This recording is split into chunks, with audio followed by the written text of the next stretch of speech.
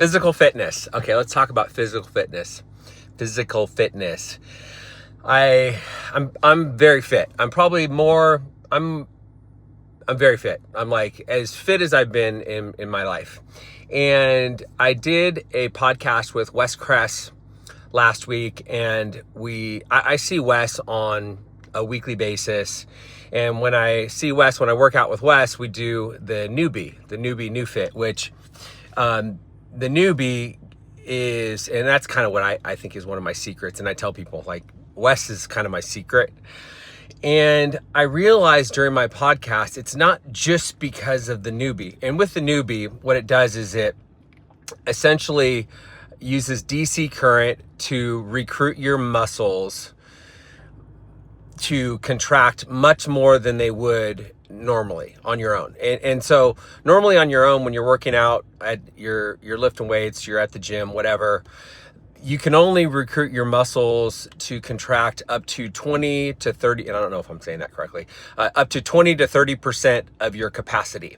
With the newbie, your muscles recruit up to 80 to 90% of your capacity, and there's no load to your bones, to your ligaments, to your joints.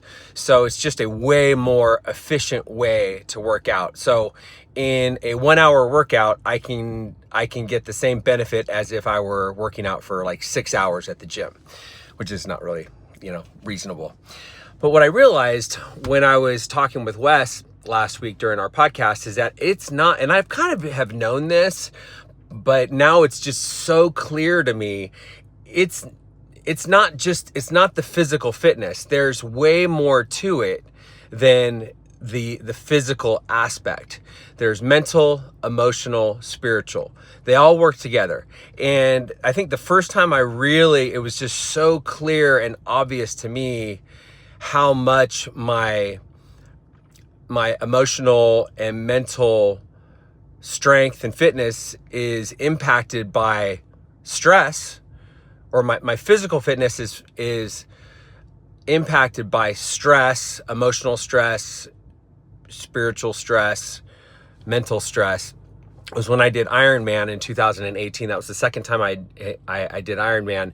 And I was like an hour and 10 minutes slower than the year before, even though I was stronger and I should have been way faster, but I was an hour and 10 minutes slower. And I was like, gosh, it was just so obvious to me. And so when I work out with Wes, he practices both Western science and Eastern science, or Eastern medicine, or Eastern philosophy. And he's a licensed acupuncturist. So a lot of times when I go and see Wes, I'll do the newbie. More often than not, I'll do the newbie. I like doing the newbie.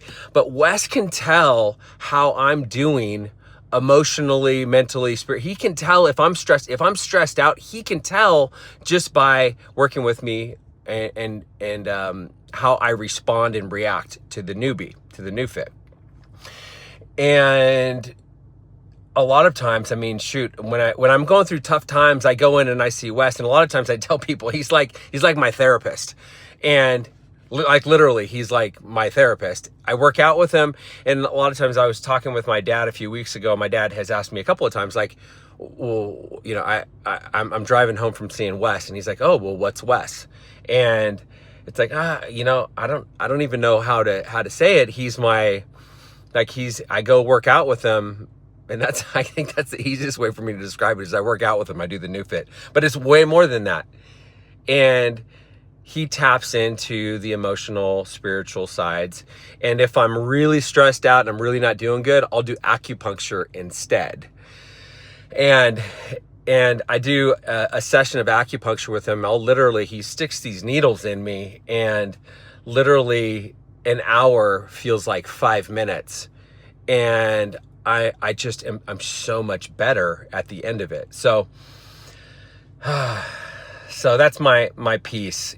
Emotional, physical, spiritual is just as important, if not more important. If you want to perform physically, if you want to be in shape, if you want to feel good, if you want to be fit, you got to work on your emotional, mental, and spiritual fitness.